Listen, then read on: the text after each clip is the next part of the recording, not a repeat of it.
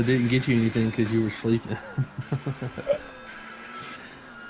Mommy thought it was a good idea to get you socks for Christmas. Man, that song's iconic, man. I love The that song, lost, bro. the lost dog at 2 a.m. looking at two 100-mile-per-hour headlights leaving the bar. What the heck? I love that song, bro. Oh, what the hell?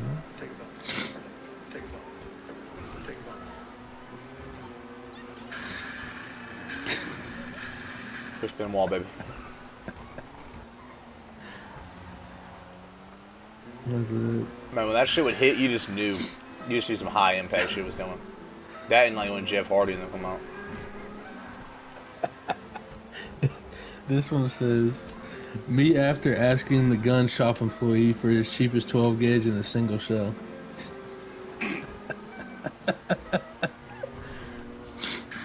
When you're looking at the man in the white van that just gave you free candy. When bro asks to borrow money, you see him buying Fortnite skins the next day.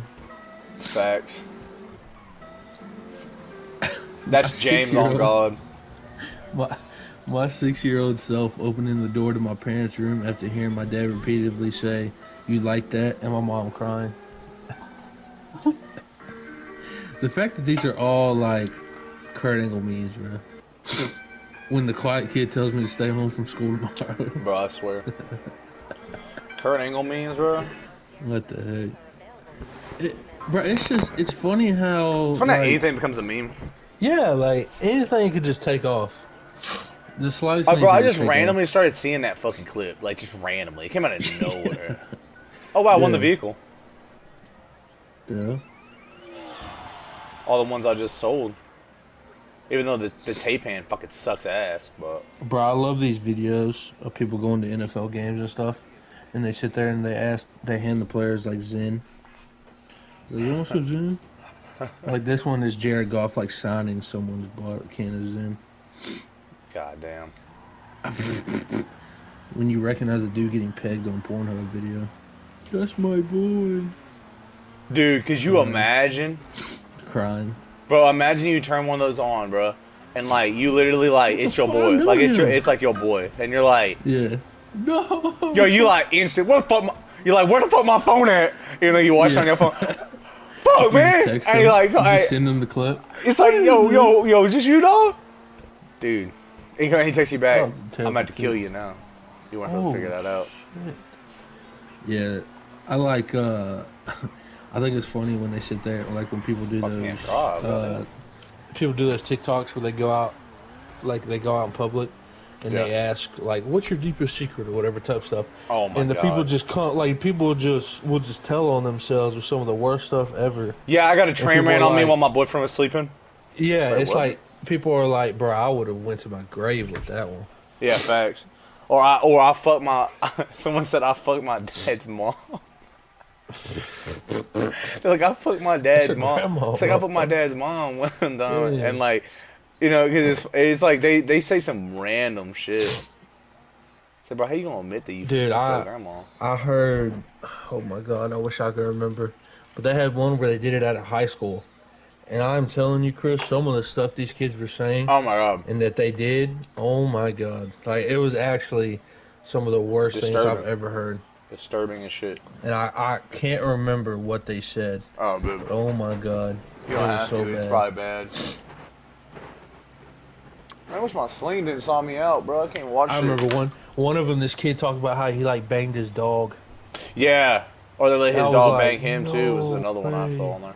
Yeah. I was like, oh my God. Bro, imagine saying that on live. Yeah, like you actually that's what I'm saying, bro. Like how are people so confident just to like just be like, yeah, it don't matter. Like it is what it is. It is what it fucking is. Yeah, like it ain't no big deal. It's like, nah.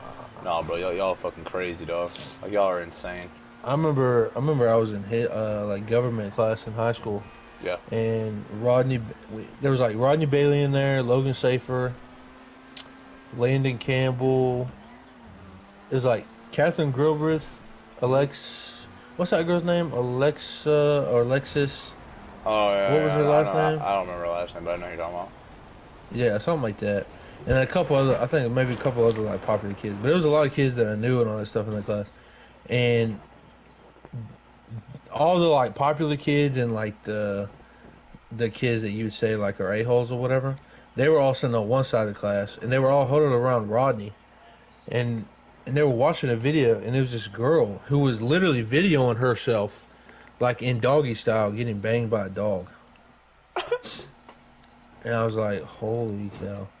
And she like posted that. Bro, I think I remember seeing that video. I think I remember seeing that.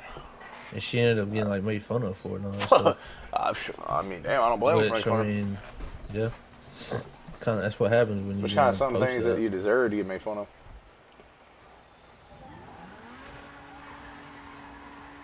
Full game, bitch. For the streets, bitch. I need to remember. Dude, one thing I miss about streaming on PC, because I used to stream like off of PC sometimes. Yeah. That I used to, when you stream off Streamlabs, you can stream you can tweet out your streams like right away. Yeah. I used to do this shit all the time. Hey, dickhead. I don't follow enough. I don't have enough followers to like be able to do that stuff. Yeah. I don't have enough followers, but I'll put it out there. How is that not a green? Bruh. How am I supposed to be able to like try out my limitless range if it won't let me hit? Bro, I look for the first thing when I try to type in my search bar, it's fucking Bryce Mitchell getting knocked the fuck out. Yeah, I've been seeing more clips about that. That was insane. Bro, I remember he posted on his Instagram. He's like, yo, I'm all good. Thanks for all the wishes and shit like that. I was like, bro, if that was you, I'd take a year off after that punch. Holy fuck. Yeah, that was crazy. He knocked the living fucking shit out of him. I mean, the fact that he started doing seizures, bro. Bro, I've never seen that before. That's the first time I've seen that. I've seen a lot of people stiffen up, and go in full mount poses, like just straight like locked out arms, all that shit. I've seen that. I've never seen a dude literally have convulsions on the fucking ground. Yeah. That shit's crazy. I mean, he was over there. Like, damn, bro. Dude, I saw someone made a meme about that. It was it was the NFL meme pages I follow. I think one of them was like a Bears fan, I guess. And he said it was something like it was like me watching the Bears choke the game late in the fourth quarter, and it was Bryce Mitchell like. I was like, no shot. God damn, bro. I was like, people are terrible. Dude was having a seizure, bro, and they turned him into a meme. That's gonna be a meme, bro. I already know it. 1,000% it is. It already is. Yeah, I mean, ain't nobody safe. Bro, the motherfucker dude, that was probably the cleanest one of the overhands I've ever seen. I was like, he hit him so fast, too, you didn't even see it. Like, it was so fast, you didn't see him even hit him. Like, I'm telling you, when I was watching that live, it was like, he just stepped forward, leaned in, and he was down. I was like, did he just headbutt him? What the fuck you do? And then you watch the highlight, and you're like, oh my god. Like, you genuinely feel bad for Bryce Mitchell for taking that hit. Like, you would want to be, you don't want to ever be in that Bryce Mitchell situation in your life. Like, that, dude, that's a punch that your chin goes away on. I mean, it's just scary, bro. Oh, yeah. I mean, hit him right in the nose, bro. Like, right in the fucking middle of the face. Imagine having family come watch that. Bro. Like, your wife and kids just see you just, like, die. Yeah, and the fact he's literally about to have kids. Yeah. Crazy. And he literally got the living shit knocked out of him. Dude started having a seizure. I mean, I'm telling you, bro, like, when you watch it live, bro, it was crazy. Like, when you were in the bathroom, I literally was just eating some queso, and I look up, and I'm like, oh my god. Like, because it was such a boring fight. Like, they weren't throwing no punches, like, literally at all. Like, nothing was going on, and I was like, okay, whatever, they were just sizing each other up, and then all of a sudden, Bryce is on the fucking ground. I'm like, what the fuck do you do? apparently, like Josh Emmett, he won. Shit. He won like performance of the night, of course, because he literally caught a body. But he won performance of the night with only like 2 or 3 punches. That's crazy. I watched like the clip of it. I kept watching it on Twitter, and it's funny because like you see like DC, like you hear like DC and the commentary like just talking or whatever like normal, and all of a sudden you hear oh. Like he's out, right? Oh, yeah. And then they show, and then DC's like, Joey's shaking. And Joe Rogan's like, this is the type of power we've talked about. Like, Josh Emmett, he's the hardest hitting. And then he goes, oh, look at him shaking. Look, he's shaking. Oh, dude. No, he's convulsing. Dude, yeah, that was bad, bro. Crazy. Like, I can't wait to see the next Joe Rogan podcast when he talks about with the UFC fighter. I hope he has Josh Emmett on there.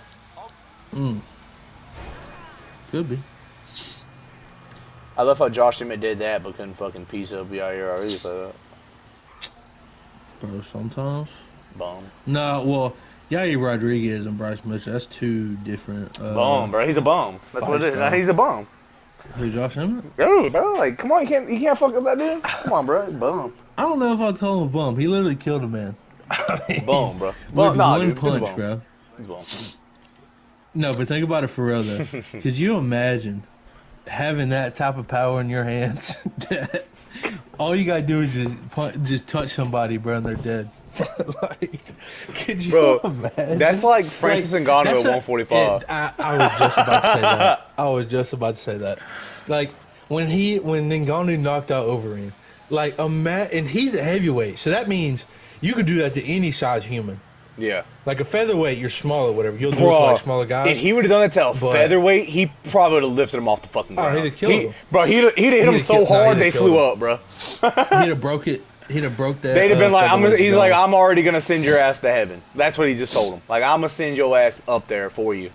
Holy You ain't got to worry about getting buried to go up. I'm sending you there. Like, all right. I mean, like, to have that type of power in your hands. It's crazy.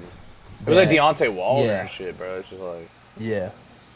I mean, Josh Emmett does not look like a 145er, bro. Like, he looks like he should be putting dudes out like that. He's that big. Bet he's around like 160 to 170. Dude, he's big, bro. That is a big body right there, dude. Yeah. He looks like the size of, like...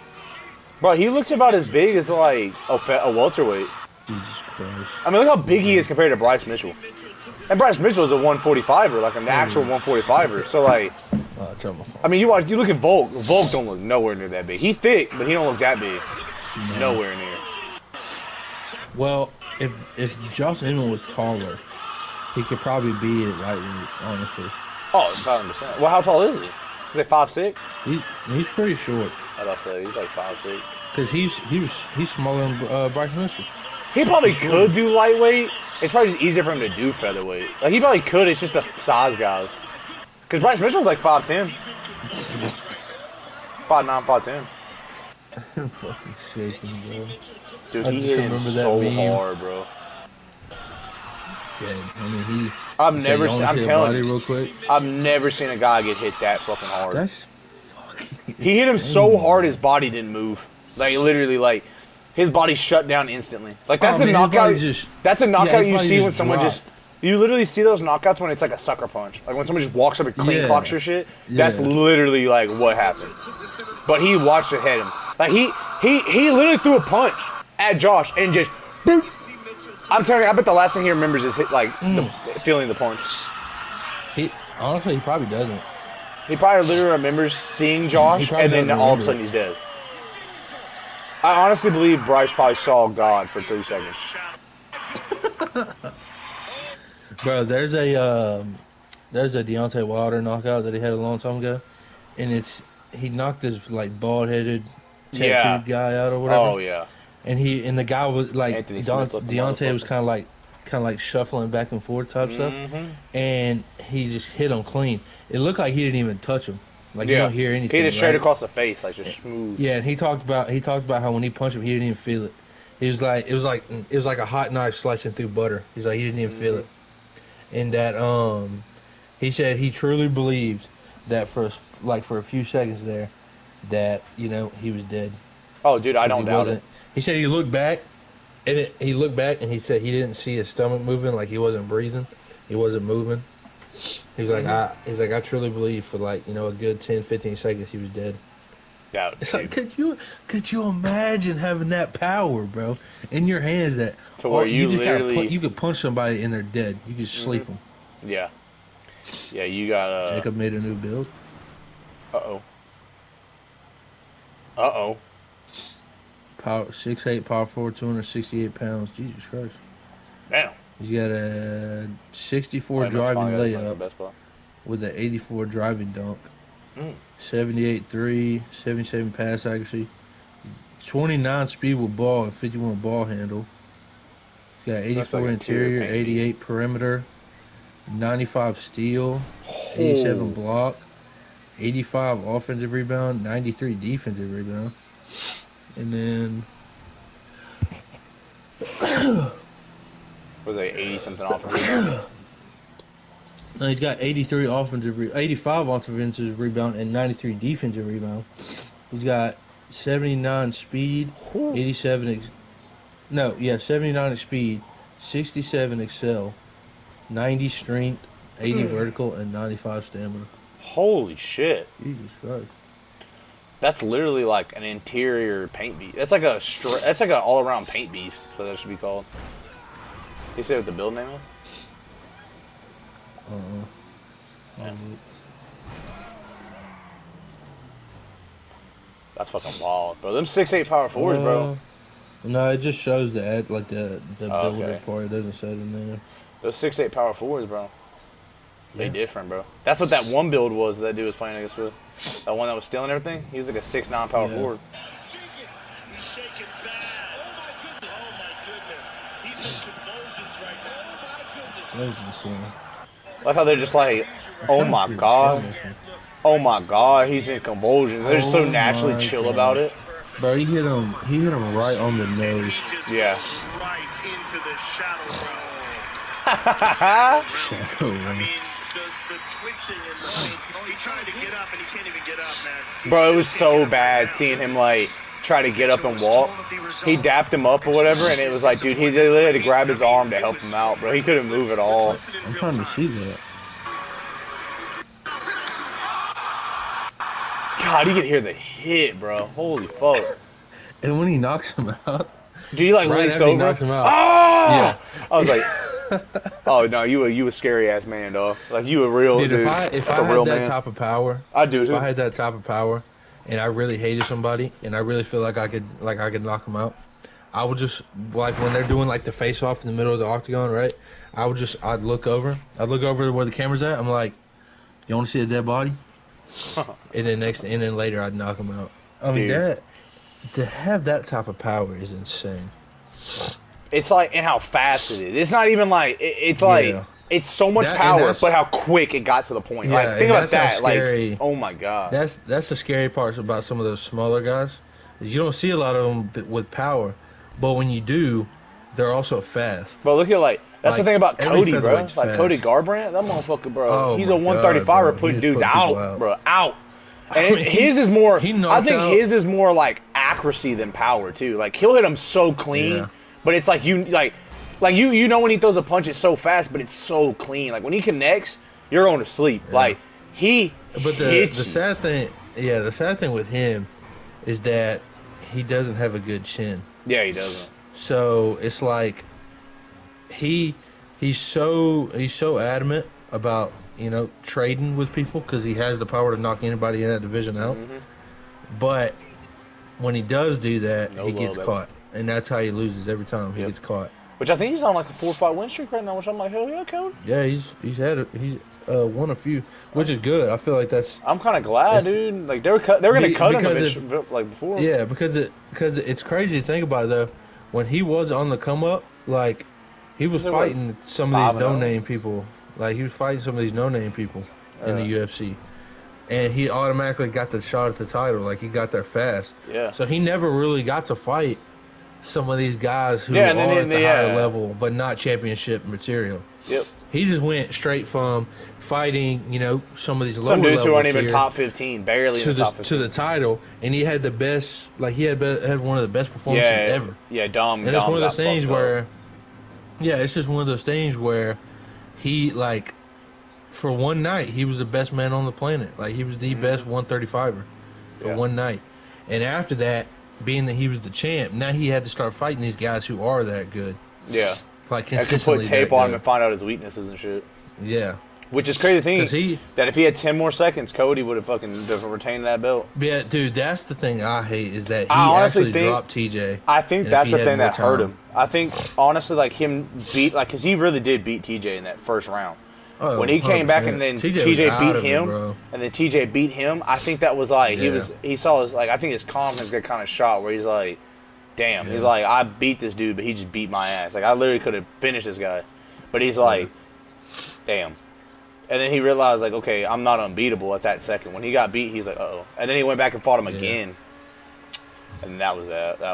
It just sucks because it's I like Cody. I do too. And it's he's so good. He's really good, but he doesn't have a good chin. Yeah. So it ends up costing him. Yeah. Which is kind of a good thing. He's probably never ever going to go up, and he's just stick at 135 because he would not be able to take a fucking dude's power. Well, he wanted to fight Davison Figueiredo, which is kind of scary because that's who he called out after his win. Hey.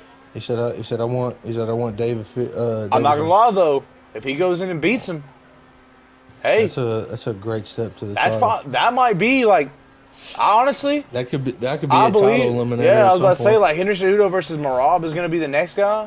If Sean O'Malley beats Cheeto, it's gonna be between Henry and Merab. But if any of them pull out, I could easily see Davison or Cody being that close to that guy. Especially if Cody was to beat Davison. Oh, dude, Davison Figueiredo. Apparently, Cody at his post-fight press conference, he said he would like for him and Figueiredo to fight at UFC 300. Hey, that wouldn't be bad. I'm not gonna lie though. I'm not gonna lie. I want to see Figueiredo versus Corey Sandhagen. I want to see that fight, dude. I want to see that fight at UFC 300. At that fight right there. I feel bad for Cody Sandhagen, bro. He's so good, but it's he's one of those guys that won't get over the hump. Yeah, well, he keeps getting bumped, he keeps getting jumped over. Yeah. He should have had it over TJ. Actually, I mean, he should have beat TJ, but TJ ended up when TJ first came back, he should have beat him, but that was a controversial decision. Yeah, of course. And he keeps getting jumped over by all these people, especially during Aljamain's title run. Because Aljamain beat him before Aljo got to the title, and ever since then, he hasn't lost since, and that was years ago. Yeah. And he hasn't lost since. So I mean, he's been beating everybody. Cheeto, bro. I think either his last win or his second to last win was against Cheeto, and he completely dominated. And look, Cheeto is literally on a loss, I think, and he's got. I think he won. I think he's on a win. Did he? Yeah, he won that night that O'Malley won.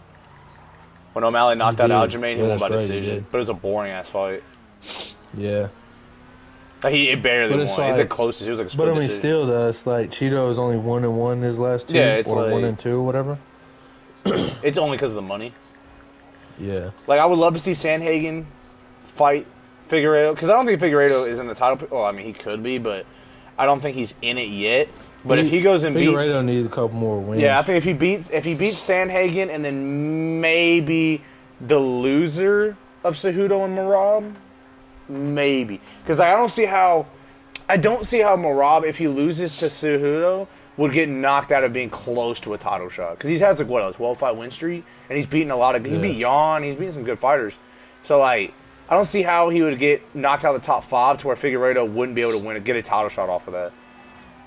So he lost. Jesus Christ, he's actually beating a lot of good people.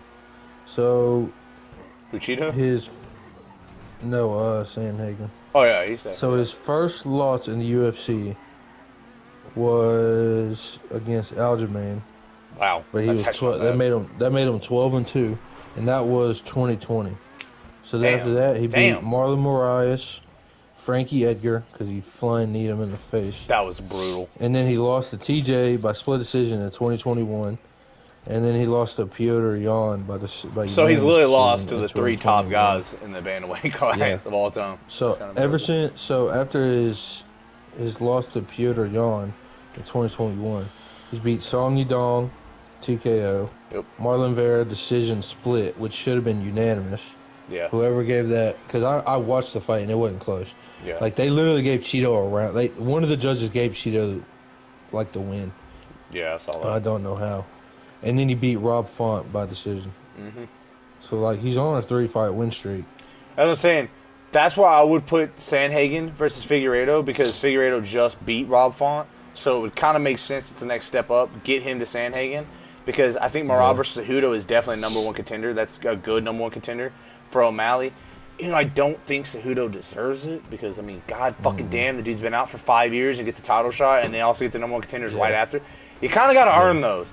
I think Sandhagen versus Marab should have been the fight they made, and they could have done Cejudo versus Figueiredo. That would have been a better fight to sell for UFC 300. But nope, Dana is like, fuck all that. He knows Cejudo versus O'Malley is marketable because of that one fucking moment that he called him out in the fight. Yeah. Hey, speaking of the Dominator GTX, I'm about to take it right now. I have to use that thing to put it at the docks.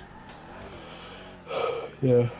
I mean, it's crazy that, like, you'll have people who are clear-cut, like, number 1 contenders, or at least should have a chance to fight for number 1 contender.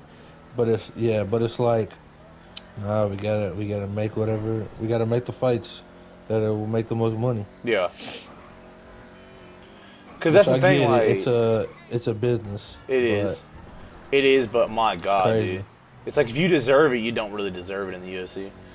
That's why Colby, like, he talks the way he does, bro. Like, he really, that's the whole reason he gets the fights. Because, like, if it wasn't for him talking like that, bro, most people would never care about Colby. Like, I mean, he's a boring-ass fighter, as we saw fucking Saturday.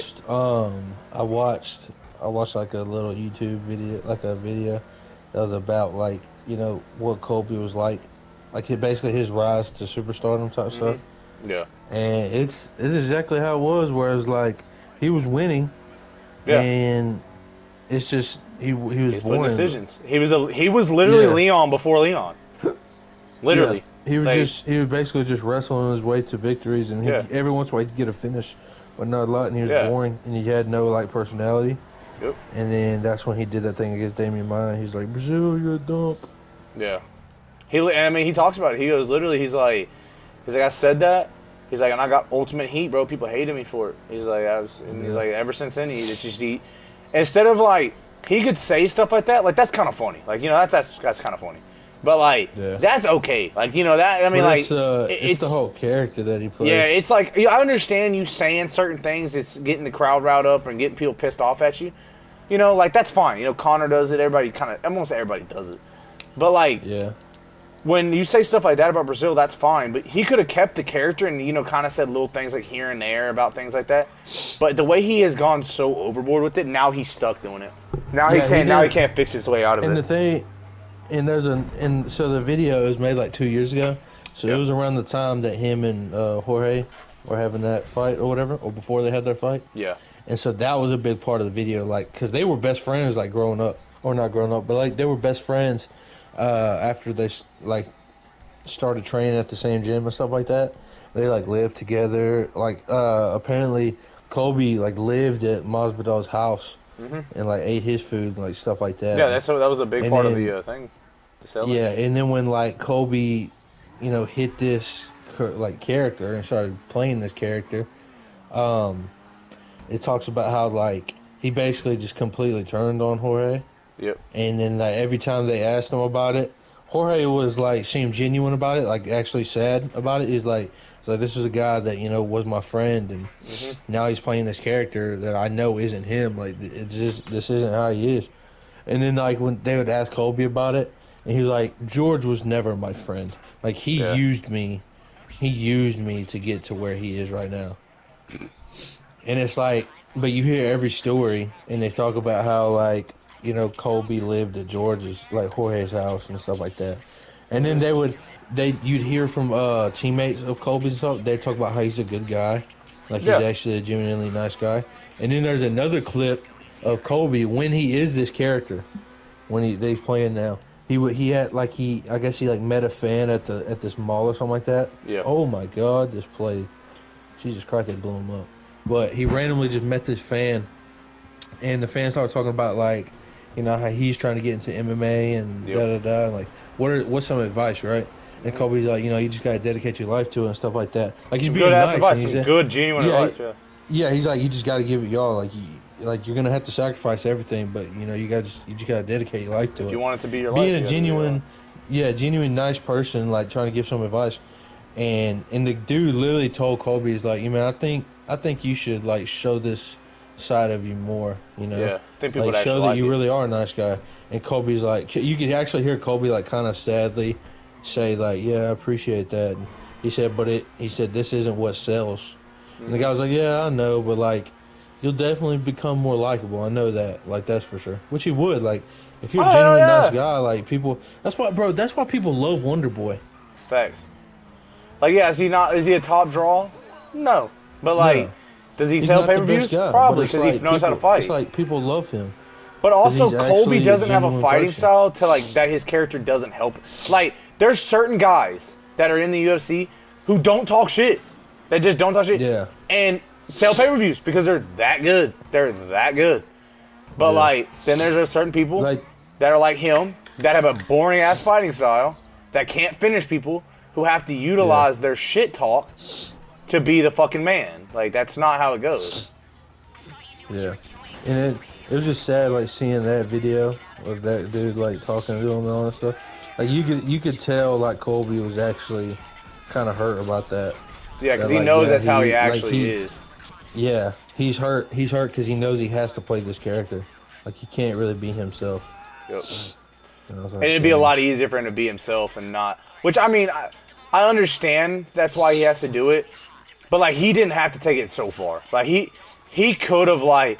He could have done some of the things he said and done. He could be a dick. He could easily be a dick. That's not the issue. It's the stuff he says why he's being that character. Like, you can't take the things you say away even if you are lying about it.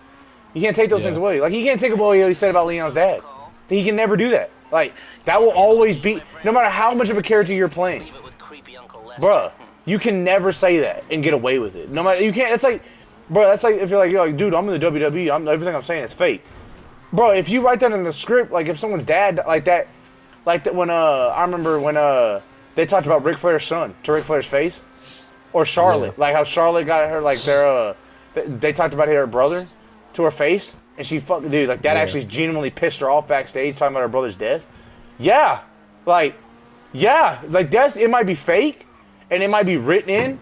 Dude, no matter what, if you do not, like, you can't just do that. Like, you can never take that away, no matter what you do. No matter what you say and do. Like, dude, he could literally donate a bazillion dollars to Leon. He'd never be able to take away what he said to Leon. Yeah. Ever. It never helped the fact that what he said. It's just, and it's the crazy, like, I mean, we've talked about multiple times, like, the craziest fact is that he just does it for entertainment. Yeah, he literally does it to sell fights. Like, he has no care about what he's saying. Because no one's shut him up before. Kamaru did.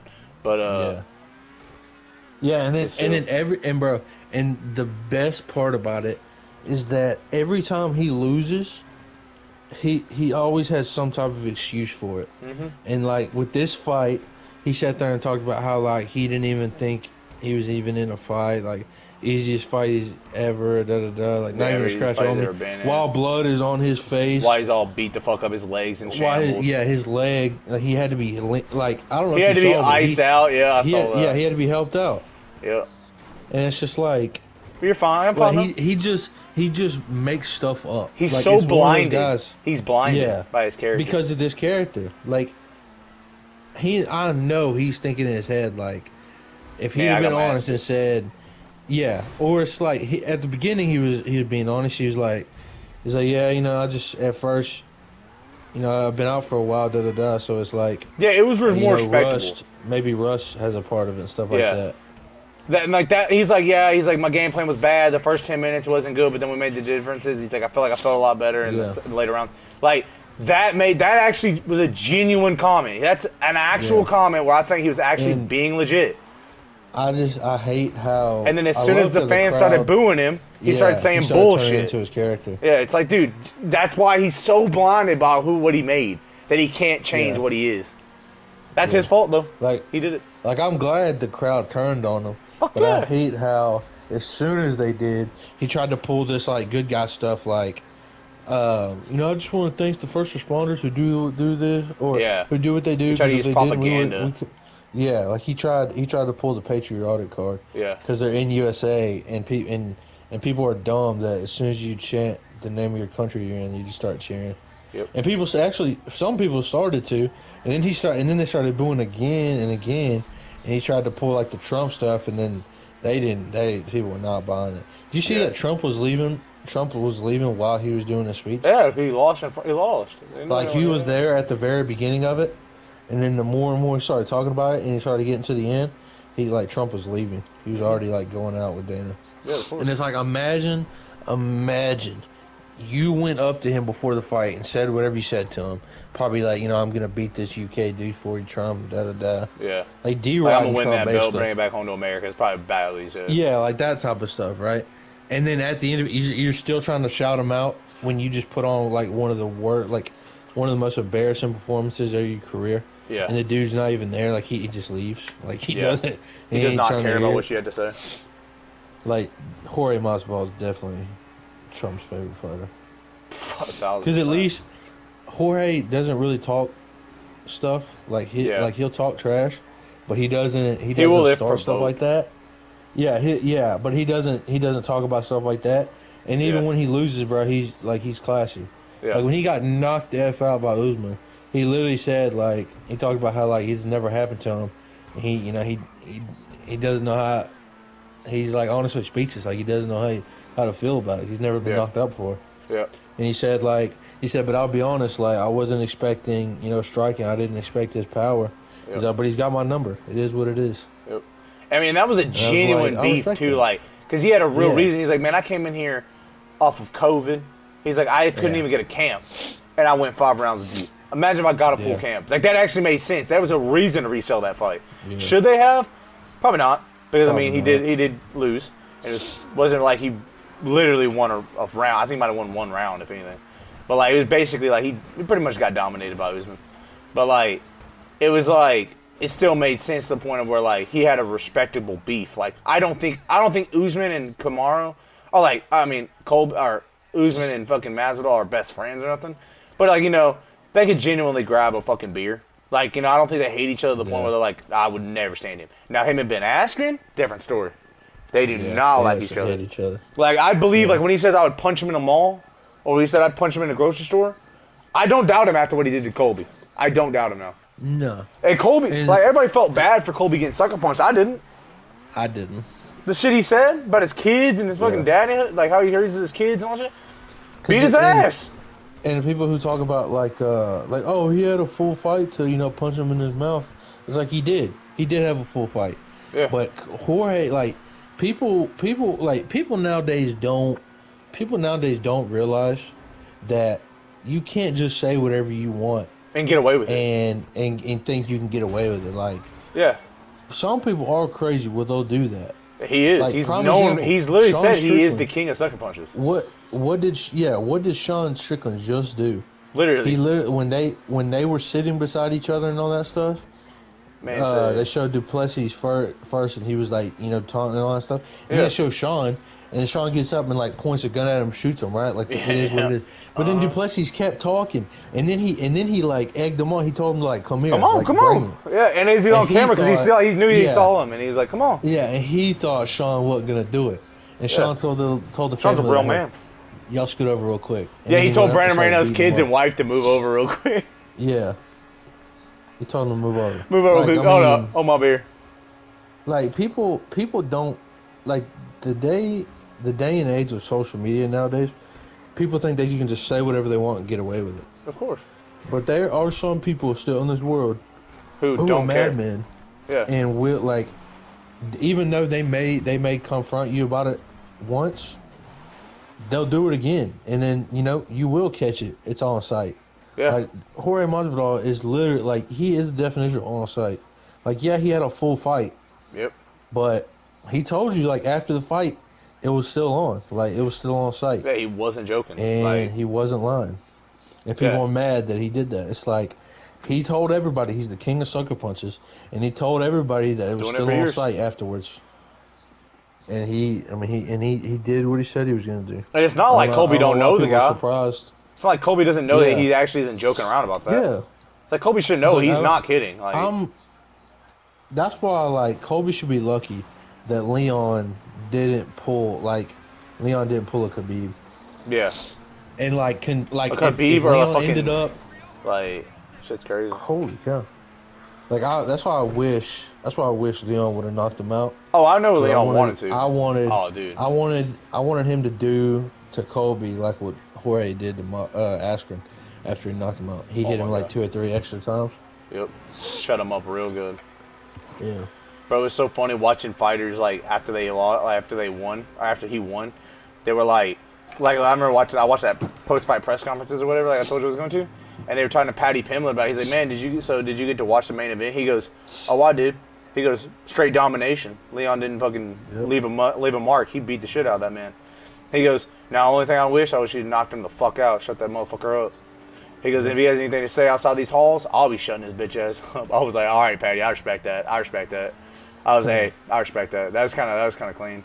I mean, it's because it's like... No one likes him, bro. Nobody likes him, bro. Like, he has to have security walk around because he has said some fucking bullshit. Like, you know how everybody says, like, Conor... Like how Conor's like, man, I've scrutinized the whole UFC. I've went up and down making fun of everybody. Did you get calling everybody out? You know, he says all that shit.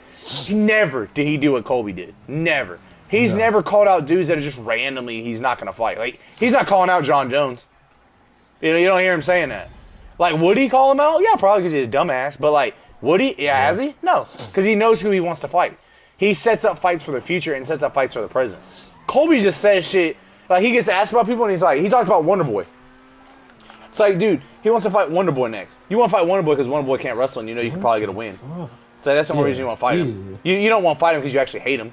You just want to make a case that you want to call him. He calls him a fucking creep. He called him a fucking pedophile. Yeah, he called him a creep because he I guess he does like karate class for kids or whatever. Yeah, like he's 40 years old, dude. What do you want him to do for his career? Like, fuck. And he talked about how Wonder Boy is basically like Two-Face. Like he's a fake good guy or whatever. And it's like, dude. let's take what Colby says. Now let's compare it to everybody else who's ever talked about Wonder Boy. Right. Everybody has nothing but good things. Or let's just take it from the dude who's literally a two-faced nice guy. Yeah. Because he's literally a two-faced nice guy. Because he's actually genuinely a nice guy. It's just he's such a fucking dick. He's become such a dick that nobody believes in his... no one cares. Nobody cares. Like, even Usman, when he told him, he's like, bro, you know all that shit I say is for the fights. Usman's like, yeah. He didn't actually... Like, you think Usman cared that it was for the fight? You're still saying shit that he doesn't need to hear. You're still saying stuff that's going to piss him off. You still talked about his dead coach. Yeah, that and probably other things that he said. 2 months before that. Yeah. Been ducking it for so long while your fucking coach died. Like, I mean... You can't say that, bro. I think people are going to just accept the fact that it's a character. And he tried to turn it into like a USA versus UK type thing. Yeah. And literally so many of these, like, of the American fighters still wanted Leon to win because of how much they hate Colby. Mm-hmm. Like, it's just crazy.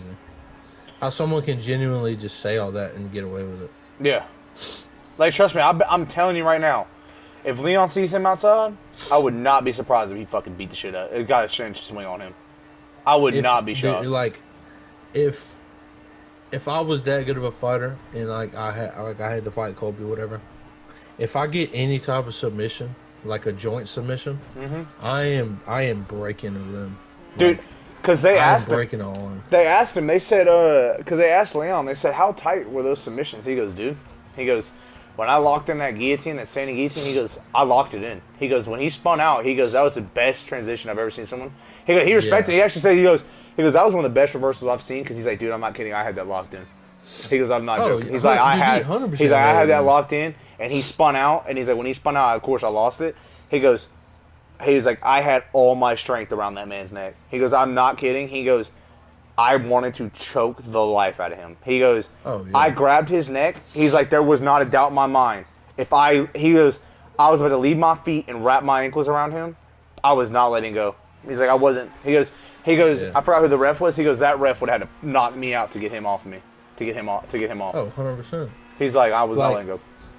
If I would have had, like, if I was Leon and I had some type of, like, Kimura on, I'd have pulled, like, a Frank Mir, like, when he broke Minotaur's arm. Yep.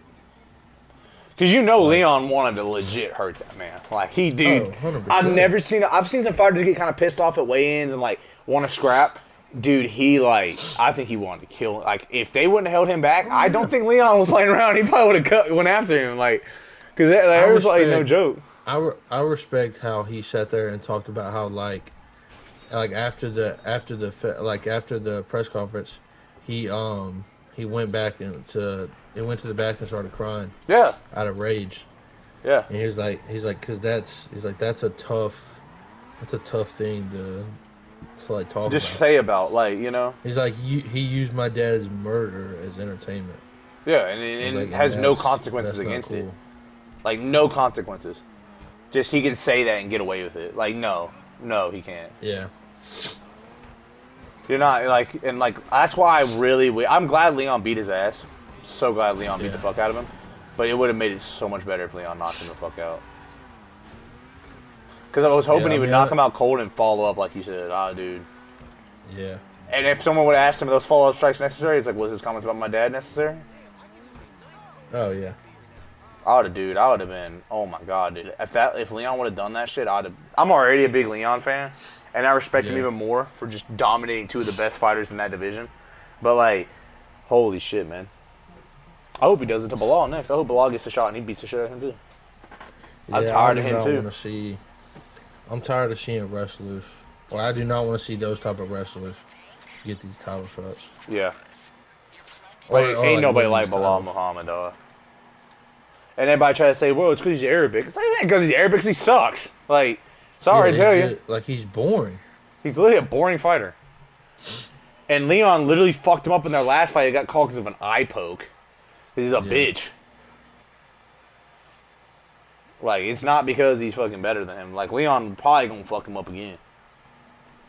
But this time, ain't much you can do about it. Yeah.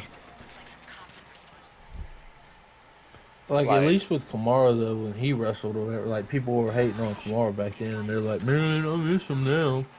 Yeah. It's like, y'all shouldn't have disrespected him back then. Yep. Like, he was a good champ. Like, he would. I mean, it's honestly, bro, him and GSP might be the best welterweights of all time. Mm-hmm. Like, I still think GSP is better, but... Oh, yeah.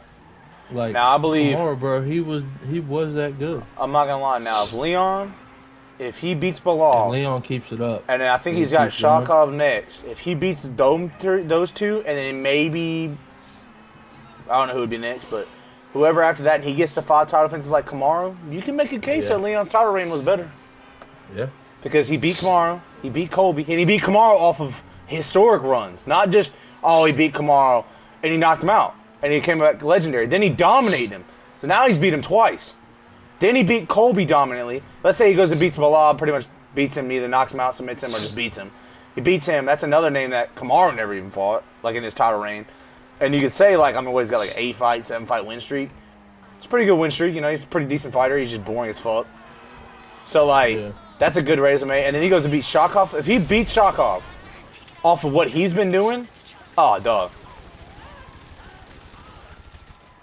Like, you do that, you're pretty much going to earn that right to be, like, one of the greatest. I'm, like, watching this Eagles or Seahawks game or whatever. Yeah. And it pisses me off so much that every time it's like 3rd and 1 or 4th and 1, they always do the tush push. Yeah. They always do. It's so stupid, bro. It's always going to be And then, like, they went up to get ready for it and all that. And I guess, like Jason Kelsey kind of jerked a little bit, I guess. Mm-hmm. And they called it for false start, right? And they show Sirianni's face, and he's like, what happened? Like, what happened? And he just, every time I see his face, he just pisses me off. Like, I don't know why. I can't stand his face. It's like, I just hate him. Like when last year in the Super Bowl, when I guess like the Chiefs got a flag or something like that, and I think he was like waving his hand like, "Yo, y'all come back, Yeah. And then like Jalen Hurts put his hand like slapped his hand down, like, "Hey, don't do that." Yeah. He had to make him. He was like, "Hey man, we gotta respect these dudes. Don't be stupid like that." Yeah, like I don't really hate the Philly push because everybody just hates anything that works nowadays. I don't like that they use it on 3rd and 1 and 4th and 1 every time, but I don't really hate the play. Like people just hate it because it's the Eagles and they're good. Like, do y'all like realistically, if they didn't have the Philly push, do y'all really think they wouldn't have 10 wins? Like, I mean, they're that good of a team. Like, they literally, it's not like they win every game with the Philly show up. Like, yeah, they might have some free plays that get them like lucky that they get up there and get those plays. But, like, they would still run the QB sneak. Well, Jalen Hurts was still really good with the QB sneak. It's just it gets extra yards. It's not the fact that they get it every time and like nobody else can do it as good. It's the fact that like on defense you can't push. No, yeah, you can. On defense. Yeah, you can. No, you can't. No, Jason Kelce talked about it on his podcast. He literally said, they made a rule where they literally can push back. He goes, they can stack behind you and push on them. He said that. He said we can push and they can push too. He goes, they just can't beat it. Because I remember that. Because I swear, literally, his last podcast, he goes, because they're talking about banning it. It was on the one, not the last one, but the one before that. They were talking about banning it, and he goes, let them ban it. He goes, he's like, we're still gonna be good at the QB sneak. He goes, the defenders can push us just like we can push them. It's just we get a better push than they do. So it's like, it is what it is. Well, it says on this, like I looked it up. It says it's illegal for the defense to push each other forward. See, and if that's the case, that's why I don't like it, because it's like you're hindering the defense by telling them they can't do something that the offense already or that the offense is doing. This is what I want to see. This is what I'm waiting on. I'm waiting on it to be banned. So then next year when the Eagles run the QB sneak every 4th and 1 and they get it every time, then to ban the QB sneak the next year. That's what I'm waiting on, because they're still going to pick up 4th and 1s with Jalen Hurts and Jason Kelce. Jason Kelce is the best center of all time. He is the best at getting lower than everybody and getting them yards. That's what he does. He's the best at it. There's no doubting that. That man will get them forward. They get 4th and 1, bro, Jalen Hurts still going QB sneak. Tom Brady, how many touchdowns does that man have rushing-wise? Probably like 50. Yeah. And I'd say, 45 of them are probably from QB sneaks? What was Tom Brady? What was the one play that Tom Brady? What was it like every time? 3rd and inches, 4th and inches. What was the Tom Brady play? QB sneak. Everybody knew it was coming. He has 1,000 rushing yards off of a QB sneak. Let's think about that. Think about it. Tom Brady is the real man when it comes to QB sneaks. Tom Brady made the QB sneak literally famous. He literally made it famous, and people hated him for it. They hated him for it because they couldn't stop him. He was the greatest at the QB sneak. The greatest. You go watch that Chiefs AFC Championship game, he converts a 4th and inches with 2 4th and inches with a QB sneak every single time. And people hated him for it. But literally, because they're gonna stop it. They're gonna stop the tush push. The problem is, I just hate that like they're trying to make it to where they do it only because the Eagles have success. Like, if any other team was doing, dude, could you imagine the Panthers were doing it right now? Do you think no one would give a shit? Like, bro, if we were fucking 100% scoring 40 touchdowns, but losing every game, they'd be like, they do this bitch-ass play that gets on a touchdown once a game. That's what they would say. But because it's the Eagles, and they win games, and they're dominant with it, the NFL is like, oh, it's so sad. So sad. No, it's like the only reason I don't like it is that is like the offense, or it's like the defense can't push each other, but the offense can. Yeah, I understand that. They run that play because I already know the QB sneak is almost unguardable. Yeah, it's literally about 100% like if you have a good enough O-line, like a strong enough O-line, it's almost impossible for you not to get a QB sneak. On like a 1 yard play, Yeah. Like it is what it's why it's in every playbook for every NFL team. I mean, it's that good. Yeah. It's that good of a play. And it's like the tush push though. It's like they already have a really good O line. Yeah, it just helps you get those extra yards that you and probably should get. So now the fact that they can push on each other, but the defense can't. That's the only thing I don't like about it. Yeah, which that's honestly not fair. Yeah. Because it's like, I get that. I understand that. But, like, I just wonder how much of a difference. Like, let's say they said, we're not going to ban the tush push, but we're going to make the defense be able to push each other. I wonder how much of a difference it would make. Yeah. Like, you know, it's like, because it's one of those things, it's like, because they could easily do that. They could change it next year and be like, let's keep the tush push for one more year. Yeah. Or let's keep it. Now, but, like, let's say it still has a success rate, then if it's that's like. What they do, yeah, if that's what they do and they still have the success, then it is what it is. You know, it's like, you're going to have to ban the tush push. Yeah. Which they're going to ban it because it's going to get banned. And, like, it's insane to think that, but a one play in the NFL is causing this. But it's literally like, yeah, we're banning it. Which I hope it gets banned so people get like me. I can stop having this stupid ass argument because it's so annoying. I feel Jason Kelce when he says it because it's like, I get it because it's like it's so unguardable and it's like this and that. But like, man, dude, holy fuck. Because it's like I get like the defense getting that situation. It's like you can't push and you can't push them and like but they can push you, and then but they can push their teammates. Like that makes I understand that. But goddamn, because defense is so hard in general. Like I can get that. Like it makes sense of why they should be in trouble for that. Like why they shouldn't be able to do that. So it is what it is. So it's gonna be something next year. They just join the list of all the plays that's ever been banned. Yeah, I wonder how many plays have been banned. There was like a thing on Twitter I saw. There was like a thread of all the plays. I wonder how good they were. And I'm trying to remember. One of them was like for a special or like for onside kick and kickoffs. You can't run before the ball's kicked. Oh yeah. I remember when that used to be. I feel like those are a lot of safety rules too. A lot of safety rules that were. Well, it's also like for onside kicks. It's like onsides were a lot easier to get back then, or not easier, but like they were more successful. Yep. Because I mean, you get a running start. And a guy who's standing fucking still. Yeah, the ball just got to go 10 yards. You jump up and catch it. Yep. Take it. And hit them.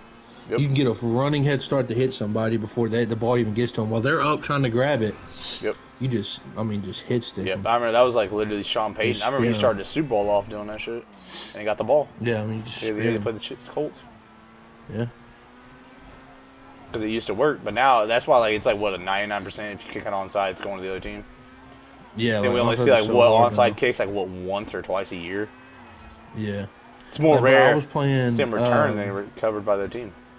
Like when I was playing NCAA or whatever, onsides are actually like hard to actually hard to get if you're the one if they're the one or if you're the one they're kicking to you. Mm-hmm.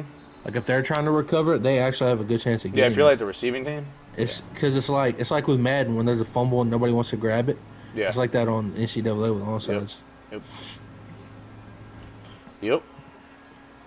It's just crazy. I actually lost one, and I was like, no shot. And the ball, like I was the only one around the ball. For some reason, my guy didn't want to grab it. It's crazy. Like they actually are talking about, like that play, like that rule they made this year where like you can catch and like let's say on the kickoff they kick the ball like 20 yards short of the end zone or 10 yards short, and you can fair catch it when it spots the ball at the 25-yard line. They're actually talking about removing that for next year. They're talking about like bringing it back to how it should be, which I'm like, yeah. Dude, has there been a kickoff return this year? I feel like I haven't seen one. Maybe we played the Jags. Oh yeah, I think so. Or was that a punt return? Oh no, it was a kick return. It was a kickoff. I think that's the only one this season though.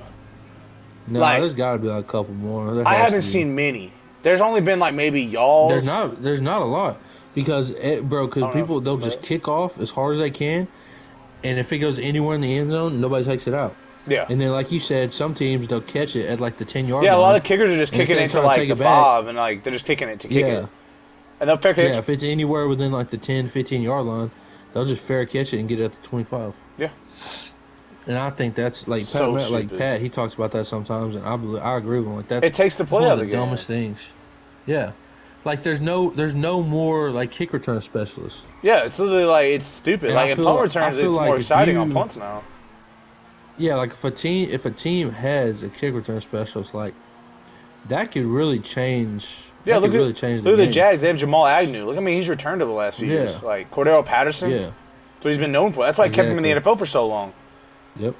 Devin Hester's a Hall of Famer because of that. Like. Yep. So you're taking a whole element out of the game. It's like you're literally they're really trying to get rid of the kickoff. They're literally getting rid of the kickoff as we're watching it. It's just they're not doing it. They're like, oh, we're not going to get rid of it, but we're not going to want y'all to return the ball no more. We don't want nobody to get hit on the kickoff. It's like, so we're not going to talk about the 48 quarterbacks that have been injured this year, but we'll talk about the kickoff having the most rules ever applied. I mean, it's just like, I hate how, like, I get player safety and all that stuff, but it's like, you're taking away a part of the game that's been in there for so long. That literally could change games, like, at any point. I saw this report. It came out. It was a 10-year injury report, and it showed injuries from 10 years till now. Apparently, injuries are up like 48% from what they used to be. 48%. And some people say, is it the caliber of players, like the money is too much now, that people are just sitting out games anyway so they get paid a lot? Or is it the fact of practices and the way they make these players work? Because you think about it, they didn't make as much money back then, but also they made these players work a lot harder. Like, they had more brutal practices. They actually got hit in practice. So their body was built to take hits. And now they're glorified superstars. They don't take hits anymore in practice. They don't do this. They don't do that. Like Justin Jefferson, when he got hit in the back on that one play, you know how many receivers would have bounced back up 5 years ago or 10 years ago and got right back in the play? But JJ took that hit and was gone. Like, done. Went to the hospital. Dude, get your ass back in the game. Like, I ain't gonna lie, but I'm starting to think that, like, not like people, like players are soft or whatever, but it's like, I'm starting to think, like, you know, our players nowadays just not the same. They're not, like, because they make so easily. They make so much money now. It's like, why should I risk going out and having a bigger injury? It's like, I can understand that. Well, no, not even like, you know, let me sit out this game. Like, I don't feel too great. Let me sit out. Yeah. It's like, I'll watch a game. Like, I'm watching, like, when I watch the Texans, our team is just full of injuries. Like, of course, yeah. It's like every game we leave with less players than we started with. Yeah. And like I'll watch it and I'm just like, how are these people just getting hurt every single play? I'm telling you, like, I was talking, like Jimmy Ward, he made like the beginning of the game yesterday, within like the first or second drive, they tackled this receiver or whatever, and he was in on the play, and just he was down. He ended up going out with concussion, and he didn't even look nothing crazy. I'm just like, bro, how? I'm telling you, how are these people just getting hurt so easy? When I saw that stat, I thought about it. Like, you remember Ray Lewis, right? When he played with a torn tricep that whole season? Yeah. No player would fucking do that. No. Not one player. And that was his Super Bowl season too. Yeah, and he literally was like 40 years old. Like, motherfucker was like 37. Like, they were old as shit. I watched a clip of him talking about that, how like he knew it was tore off the bone. Mm-hmm. And he said he wasn't going to leave the game. He said because he didn't want to show his teammates and the other team that he was in pain. Yeah. So he kept on. He said he stayed in until he believed that, you know, he'd be more of a detriment to his team than it would be. Yeah. And it's like, bro, that's the type of players that, you know, made the game popular. There's no more. They're the reason why this game's popular. And there's like no more players. I understand if it's a bad injury, like a torn ACL and shit like that. But dude, I don't remember 10 years ago this many torn ACLs. I don't remember that. Like concussions, I remember. There's always been that. That's always been a thing. But like torn ACLs, torn Achilles. Like, dude, look how many quarterbacks never missed a game because they played so many snaps and never got hurt because they could actually take hits. They actually got hit in practice. Their body was built to get hit. But because now they've gotten to the point where, like, you can't touch the quarterback. You can't touch our star players. Those are the guys making all our money. There's a reason they get hurt. There's a reason they don't get hit. That's like when we played in high school. It's like we had to practice with pads every single day. Yeah. And it's like they talked about the reason is because, you know, if you play hard, then you'll be, you know, your body will be accustomed to it. Yeah.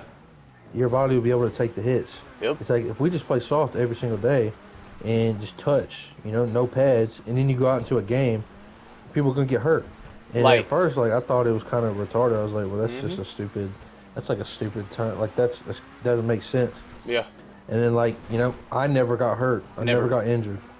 Never got injured ever. I got injured, but never bad enough to where it was like I was out. Like, yeah, I mean, I've got hurt because it's like pain stuff. Yeah. But it's like I've had my legs rolled up on. I've had like my arms crushed, but my hands stomped on with cleats and stuff. I've never broke a bone in football. Never tore an ACL. Nothing. Yep. Like nothing. And I know I'm not a pro athlete, and I only played high school, but it's like I don't know, man. It's just like I get like they it's a bigger speed gap, and like there's a lot of things that go into it. Yeah.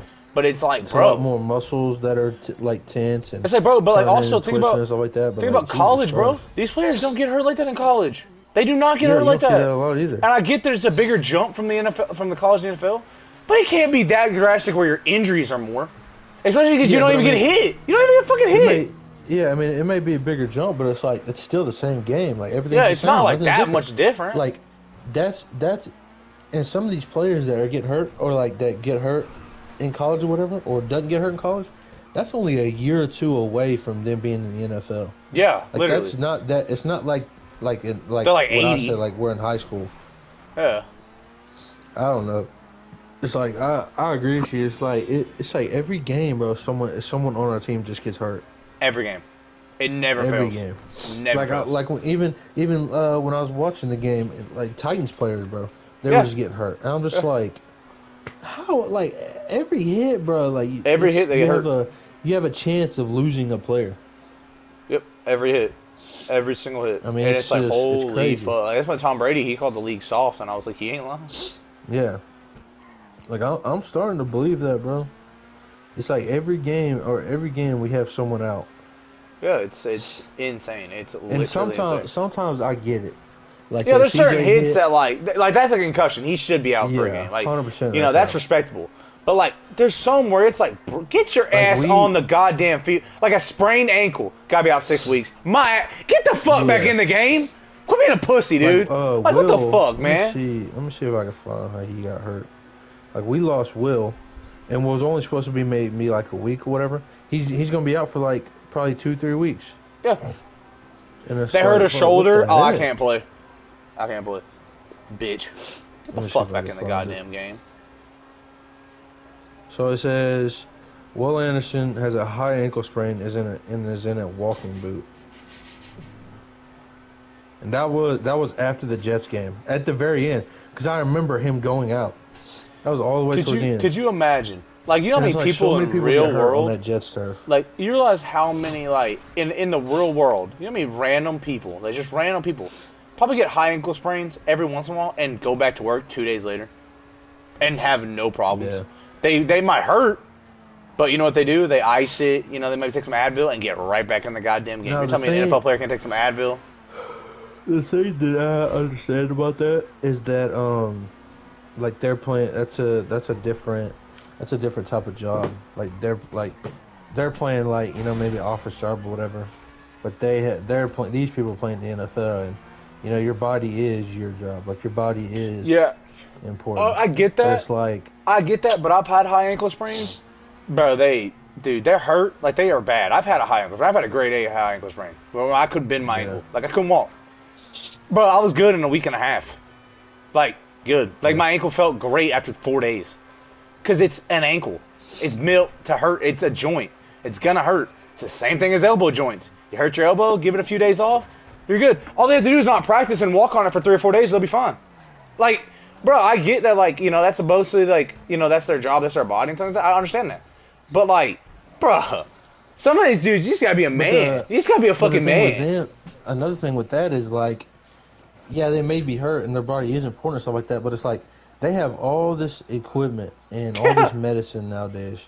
Like, how in the world are they, like, a simple injury takes them out, like, 3 or 4 weeks? Yeah, it's like, bro, hurt a hand, you're out, a wrist. Remember last year when Keenan Allen, he was out the whole season, whatever he had?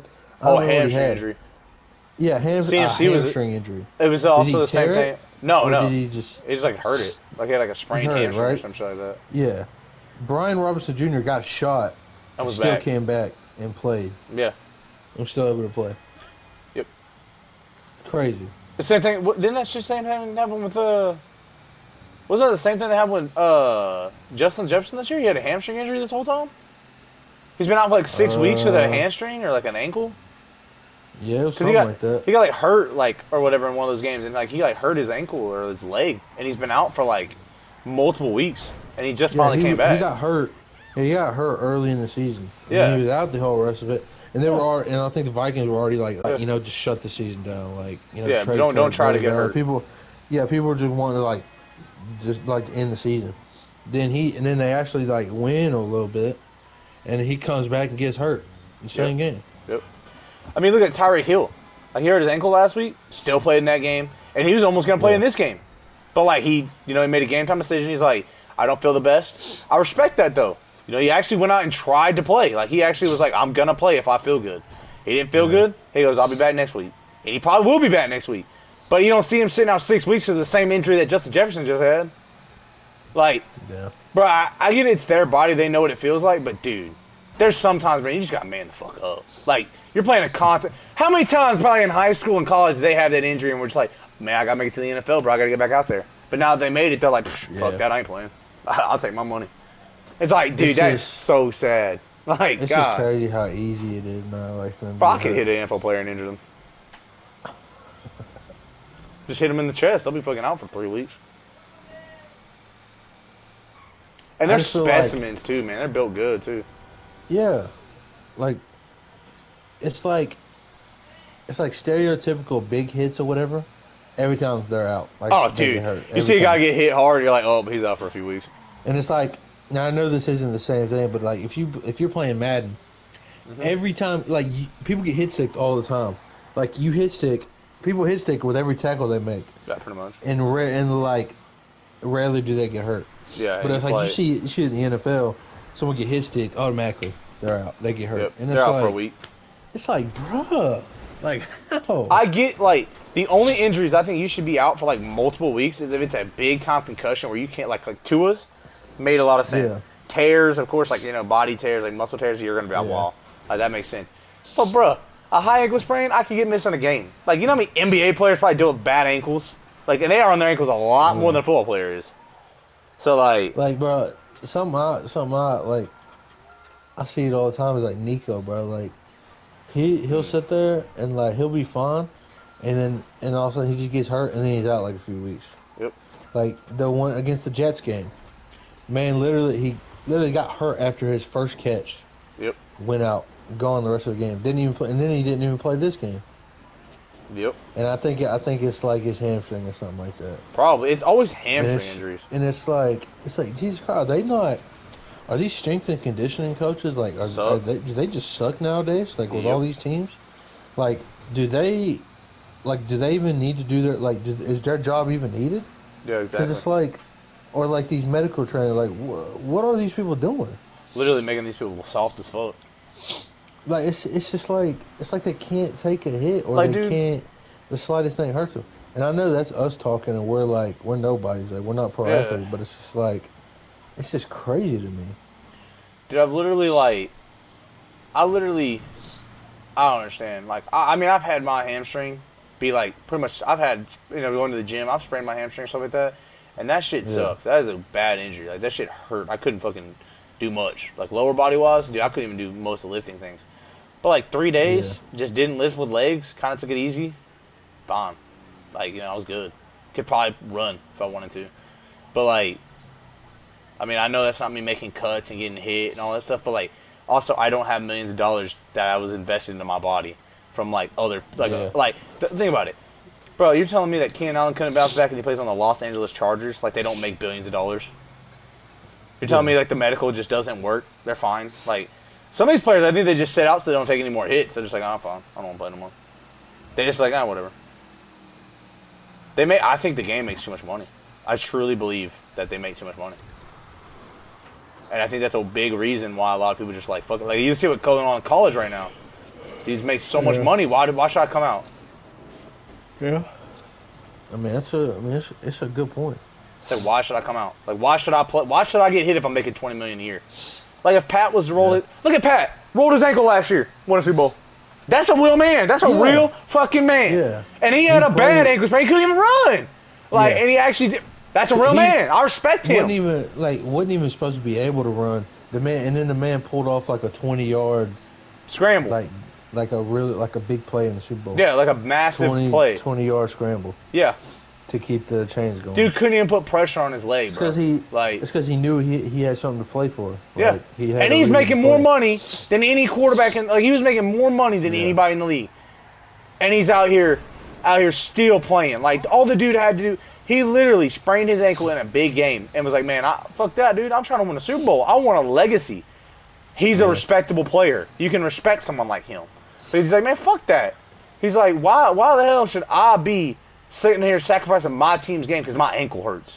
Because, my ankle hurts. That's why I respect Jalen. But Jalen's another one that does that shit. He plays his through a shoulder injury. It might hurt his team, but he's better out there than someone that's his backup. He might be better than his backup with a hurt shoulder, which he is, probably, honestly. And it's like these players that, like, they go out and they're pissed. And as soon as they're able to go back in, they go. Like, Tyreek was mad he couldn't go back in. He's like, fuck, and then, man. Like, Pat, like, when that thing, when he got, like, an ankle sprain or whatever it was. Yeah, they had to take him back, and he's like, dude, I'm not going back. Yeah, and he was like, come on, let's just go get the MRI. And he's like, fuck. And he throws his jacket down. Like, I respect that. Like, CJ, whenever... he got that concussion, he ran out the fucking tent. He's like, give me back in there, bitch. Yeah, it was like last week or a few weeks ago he got hurt or whatever. Yeah, and he wanted to go back in. And they're like, no, you need to do the blue tent. Mm-hmm. He ran back out, jumped over a bench just to get back onto the field. Yep. He's like, hey, and me back in. I respect that. Yep. And then when they asked him about it, he was like, it's football. People get hurt. Facts.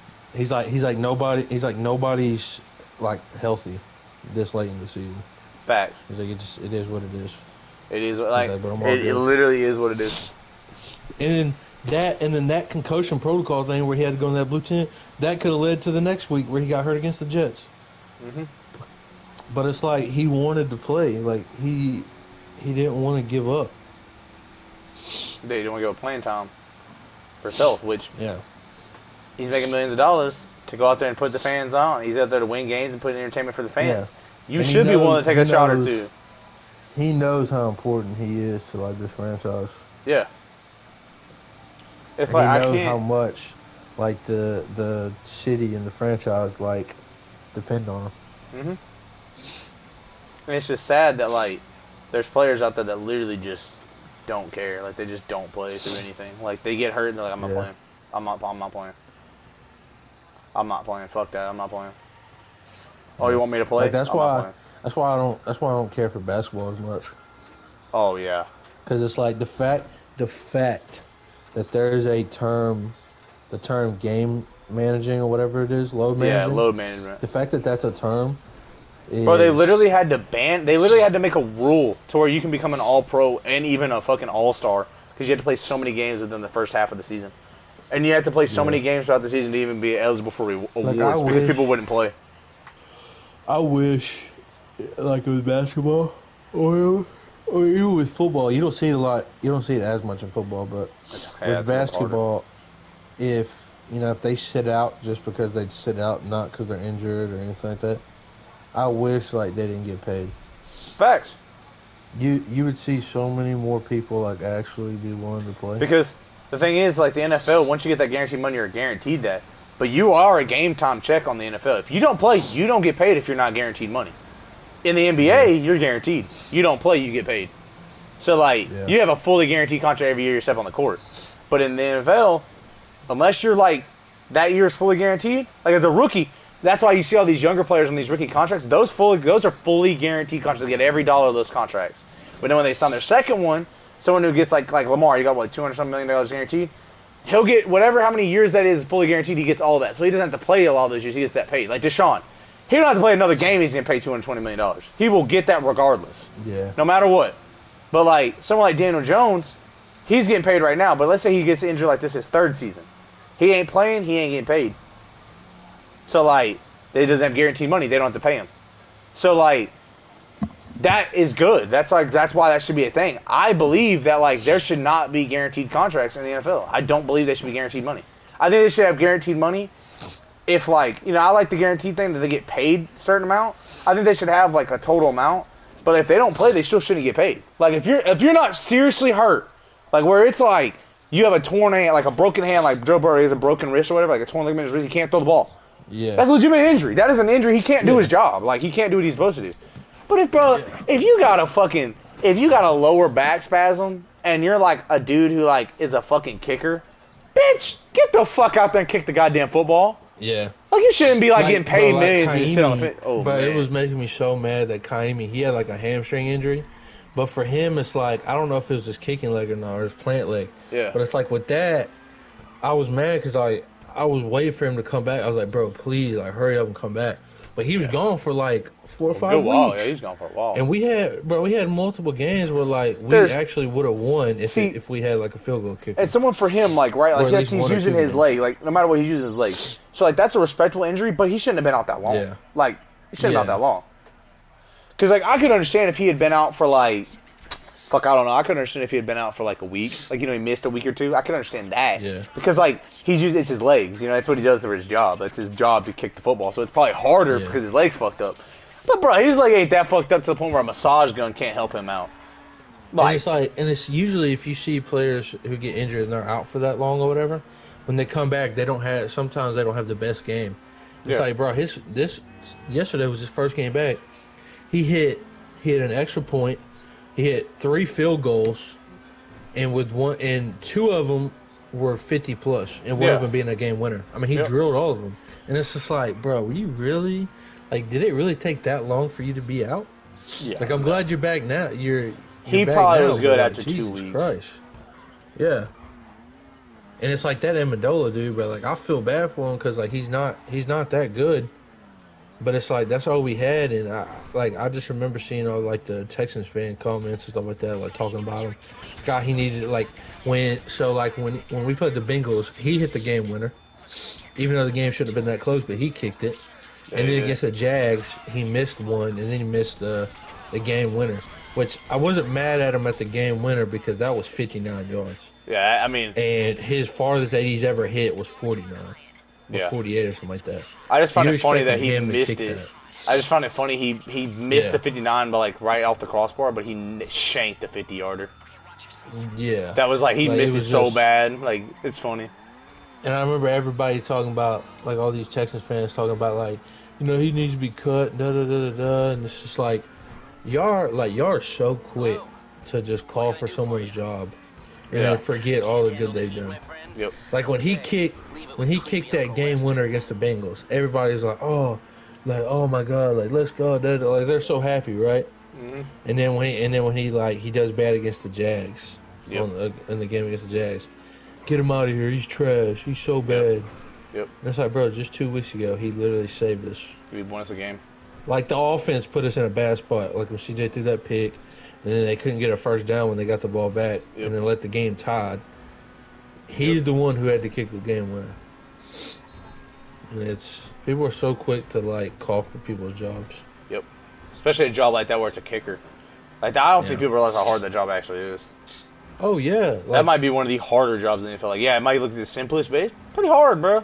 You have to literally kick a football through an upright from yards. Like, it's not like 2 feet. You're kicking that bitch from like half a mile. It feels like. Yeah, like I believe in Kaimi. Like he's automatic. Yeah. Like I love him, bro. He's so good. Yeah. But it's like even when they lined him up for a 54-yarder to get the game winner, I was like, please make this. Like, I was like, this might be tough, honestly. Yeah. But I mean, he hit it. Drilled that bitch. It's just like it's like any time. All these kickers who are like looked at it as the best kickers, like anytime they can miss. Yeah, like Tucker's missed multiple kicks. Yeah, millions, probably. It's just he's made so many. Nobody really talks about it. Yeah, he's like the most clutch kicker of all time. But it's like all it takes is for a kicker who is really good, like may have the best percentage of all time. Yep. But if he misses one big kick, like in a Super Bowl or a championship game. That's all they know him for. Like that dude who kicked for the Bears when he hit that double doink. Yeah, like, that's all they know him for. Whatever his name is, I don't know his name, but I know that it happened to the Bears. I mean, he got fired. He literally got fired right after that. Yeah, and then the one where and he won them games. Like, he won a few games that year. Yeah, like that Vikings kicker who shanked that like 25-yarder against the Seahawks. Oh, in the yep. playoffs, in the wild card. You remember that? Yep. Bro, I remember that dude. I remember them talking about that dude. Like, he got Greg death threats and Joseph stuff like that. Yeah, it was something like that. He got like death threats and all this different crap. Just because like last year with Brett Maher, he missed all those kid. extra points, and they even ended up winning the game. Like, he ended up missing all those extra points, and he ended up winning the game. He's like, you know how many games he probably won for y'all? Like, it's like he won a few games for y'all. I do realize that. So yeah, he could Speaking of people getting hurt, this dude's hurt. Walking off the field. Now, someone who's damn good, that boy Jake Elliott. Yeah. That motherfucker be making some shit. That boy clutch as fuck. That boy clutch as hell, bro. It's like these guys like that, it's like people just, it's just like one of those things. It's like that one dude, who, like way back in the day, he kicked for the Bills and Falcons. Remember that guy that was in the Super Bowl and he missed that Bills kick, he missed that Bills field goal? Like he missed that field goal in the Super Bowl. And that's all. Anderson? Yeah, I think so. Like Dan Anderson or something like that. It's all he's fucking known for. Gary Anderson, I think is his name. That's all he's fucking known for. That's it. That and he missed. He missed that one in the Super Bowl. Missed a kick all year. Yeah, had missed one all year, and that was the. I think that was the year he was on the Falcons, and that was the year they lost the Super Bowl, or lost the NFC Championship game to like one of the teams where he missed it, and then he played on the Bills a few years later. Yeah, it was the Vikings. So I think he was on the Bills first. Yeah, and he missed one in the Super Bowl. He missed that Super Bowl. I think it was the Giants. They played against the Giants, and all he had to do was kick a field goal, and they won. And it was like, it was like a 30-something yarder too. It was like a chip shot for him. And then he ended up going to the Vikings, and that was Randy Moss's rookie year, and I think they were in the wild card maybe or something like that. The same exact thing happened. Yeah, he was like, they were like the. No, I think he was in the NFC Championship game. Like he missed it. It was like a big moment. It's like a 40-yarder in a dome too, and he missed it. Yeah. And like he missed it like badly. And like everybody always knows him for those two kicks. And he was literally known for being like accurate. Yeah, like, he did miss. Yeah, and in the biggest moments he came up short every time. That's when I feel bad for. It's like people like someone knows they're good enough to do this task or whatever. Yeah. But it's like whenever the big time comes, whenever the lights get turned on. Yeah, it's like they always fail. Yep. And it's just I feel bad for players like that. Yeah, it's like that, and like he'll never be known for anything else, like ever. He has no chance to rewrite his career. Like the dude, like there's players that have an opportunity, like they get a chance, they get a chance to rewrite their career.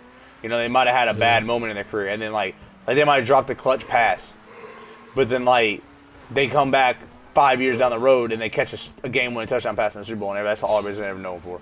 It's like, oh, he caught this one pass.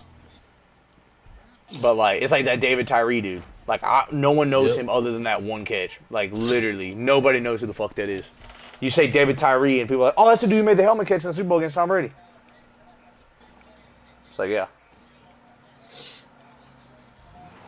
And so, like, that's crazy thing. Like, because imagine he drops that football.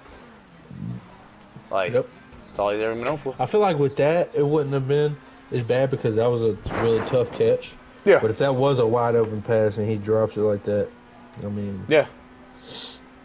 Like, remember that Jaquiski Tartt or whatever, like a few years ago? Oh, yeah. When he dropped that pick against the Rams? Yeah, 2 years ago. I mean, I remember for like the whole rest of the offseason and the next year. It's I don't know if he stayed with 49ers or not, but anytime people talk about it, that's what they know about. Yep. Because that literally would have put him going to the Super Bowl. Yep. They would have put him going to the NFC Championship. No, they were in the NFC Championship game. No, because the Rams play the Bucks. Yeah, that's right. NFC Championship. No, I think that was No, because that was the year they had Sam. Because Matt Stafford won it. Matt Stafford won it. Yeah, because that was the Rams and 49ers, and they were playing. Well, because the Bucks played the Eagles that year, beat the Eagles. Because that was the year Jalen made it. That was the first year Jalen started. They beat him. The Bucks. And then the Niners. The Niners played the Cowboys that year too. Yeah. So that was the NFC Championship game. I think that was the wild card though. Was it? No, it was. Yeah, it was. Yeah, they never make it to the Championship. The NFC Championship was the Rams and the Bucks. Yeah. And the Rams and the Niners were the divisional. Yeah, I think. I'm pretty sure. And that's where he dropped that pick because that would have been the game. Yeah. Yeah. But yeah, I mean, it's just It's just like some people, man. It's just like they're just unlucky. It's Mm-hmm. like something like that just changes their whole career. Yep. It's like you can forget all the good they've done. But because of that one play, that's all that Tartt dude don't know for. It's like he might be a damn good player. Oh, like Marcus Williams. Mm-hmm. Like Marcus Williams, he did the Minneapolis Miracle. He's the guy that missed the tackle against Stephon Diggs in the Minneapolis Miracle. He made a mistake, and they got them out of the NFC Championship game. That was that same year that they were going off. Everybody was like, "Oh man, this is the year."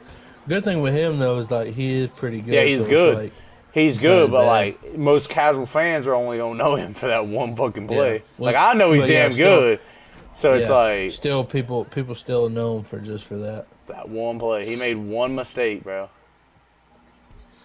and then that's all it took. And that's how some people only know Case Keenum about. Oh yeah, he's the one that threw him. Yep.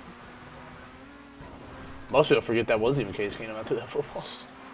Yeah, they showed that during the game, like whenever I think it went into overtime or something like that, and the Titans got the ball first, and we stopped them, whatever, and then of course the offense was coming out, and they were like, Case, he's been here before, like a miracle, or something like that, and then they showed the play, and I was like, fuck, because it still hurts me to see that.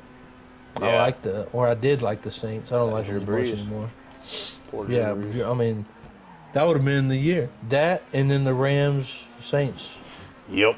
That one was tough to watch. That one actually kind of hurt. I swear on my life the refs rigged that game. Yeah, I mean it was. That's sad. That one was sad. Dang, I didn't know the Ravens beat the Jags that bad. Oh yeah. It was a pretty close game defensively wise, but they just started putting it on after a while.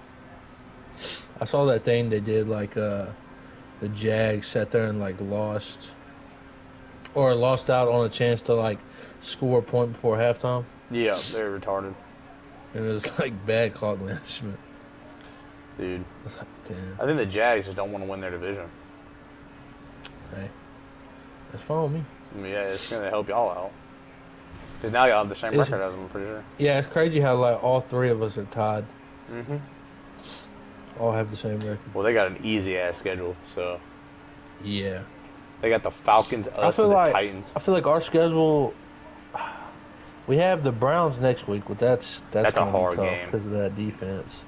And if Joe Flacco plays anyway... I know last game he didn't have the greatest game, but... Yeah. If he plays anything like he has been before that, that's going to be a tough game. Yeah. And then we got the Titans again, which I feel like that's always a tough game, divisional game. Yeah. I mean, if our defense plays like it did this past game, and we have CJ back, it's going to be a wrap. Like, the fact that we kept it that close I like Case Keenum, but he's not that good. He's not CJ Stroud. Yeah, he's not CJ Stroud. And if we have at least Nico and CJ back, I honestly see us winning that. And then we have the Colts at the end of the year, and that could be for the final spot in the playoffs. That's gonna be that's gonna be a good game. A good game. Yeah, I wish that was a Gardner Minshew. It might be. It hasn't been timed yet. We don't have a primetime game, so. Well, no, they haven't. They haven't dated any of those games. All those games haven't had a date yet. They're like every Week 18 game is like it hasn't been aired. There hasn't been an air time yet for myself. Yeah. Because a lot of games come down like y'all's. Like if that game came down to it like that, yeah, they would put that as a primetime, like a nighttime game, because it would mean more. Yeah. But a game that like some shitty game, like they ain't gonna put the Eagles versus whoever the fuck they probably play. Yeah. Just they play the Giants on the last game of the season, so they're not gonna put them on primetime. Like that's a game that you wouldn't want to see on primetime. It means nothing to them. Yeah. And I wish we'd have been able to do some type of deals like whoever wins our game, that's who gets the jerseys. Facts. That'd have been nice. Yeah, like JJ Watt people argue about that. Yeah, I've been seeing, and it's like how can it be y'all's jersey? It's not even y'all's franchise. Mm-hmm. And it's like all these young Tennessee fans, like they weren't even alive when the Oilers did that. Were in Houston. I wasn't. I hate how that's a thing, bro. Like, because the Texans will 100% still be the Houston Oilers. Yeah. And I hate how that worked out like that. Like, the more I learned about it and stuff like that, I'm just like, man. It's so stupid that, like, I get the Titans are technically the Houston Oilers back in the day, but, like, bro. I hate that's just so fucking stupid. Just get back to the Houston Texans. Yeah. So stupid. Like, just get the goddamn jerseys back. I wish they could do some type of thing where, like, they can like do a court case for it and try to win it back. Yeah. But I don't see why it should be that much of a fight. Like, you know what I'm saying? Like, I feel like it's just like, dude, it's like, bro, they're not they're not even from Houston. Like, you know, I get that that's like the old school Houston, you know. I get the Titans became the Houston, like the Houston Oilers became the Titans because they moved, but still, like, bro. Yeah. And they have all the records that the Houston Oilers have are as Tennessee Titans records. It's like, bro, no one gives a fuck about that shit. What the fuck? Hold on. Is that PNG? Yeah, PNG won state. Yeah, I was about to say, they just said that. Yeah, they won state. Dang, that's crazy. Yeah, it's been since 1960 since they won state. Bro, imagine having Sean Johnson, y'all couldn't even win it back then. Yeah, no shit. You have an NFL player on your team, can't win state. Yeah, dude literally made it to the NFL. Yep. Couldn't even win it. Crazy. Trash team. Crazy. Shows you how good football probably was back then. For just like that division. That's crazy though. They actually won state. Yeah. Texas state champs. That's insane. Yeah, 4A. Is that for like the whole state of Texas? No, that's just for that division.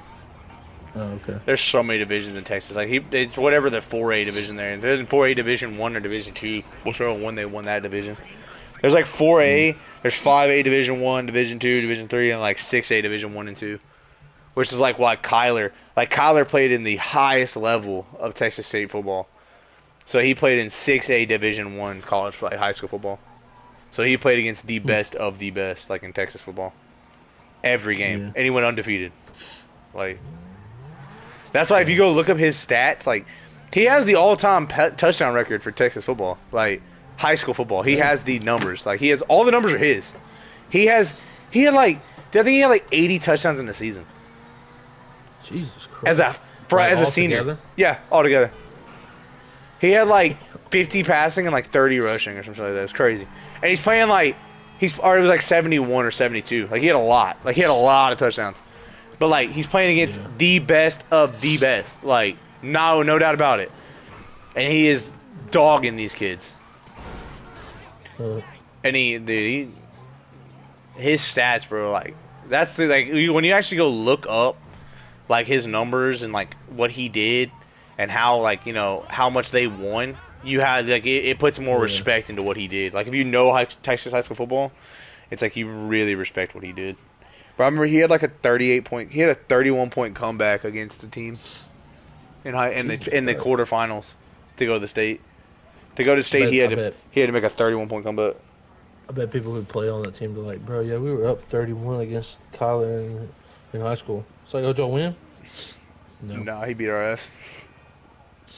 But you know, Kyler in school was the man. Like, you know for a fact he was the man. He was a 2-time National Gatorade Player of the Year. He's the only player from Texas to ever do that. Damn. Ever. Like, ever. In the history of that award. He's the only one to ever do it. He's that good. He was that good. Well, I did like a fantasy draft. And I was going to actually, like, pick my players and stuff. But CJ was on the board, so I was like, well, I might just take that. And then I went to pick running back, and Saquon was on the board, so I picked him too.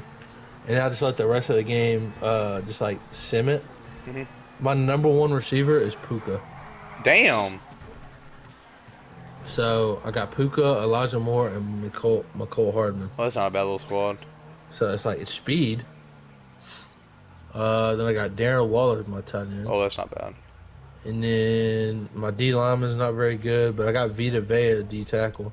And then I got Bobby Wagner at middle linebacker. And then Denzel Ward as my corner, as my top corner, with Marcus Peters and Caleb Farley. And then Jaquan Brisker